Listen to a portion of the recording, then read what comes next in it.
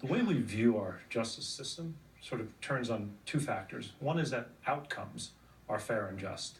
If you rob a bank, Rachel, and you're convicted for robbing the bank, that's a fair and just outcome. But there's a second way that we sort of measure our justice system. It's our perception of fairness. You rob a bank, you're convicted of robbing the bank, but the prosecutor is talking about his disdain for tall white women with dark hair, and he's been doing that for 20 years. So you're justly convicted, but people doubt that the process has the integrity that it ought to have, right? So you need the perception of the system to be fair, and you need the system to actually be fair. And here's the problem with the text messages. It answers one of those questions, or it pretends to answer one of those questions. It suggests that the process is not fair. What I was hoping would happen is that the Inspector General would put out a report telling us about everything.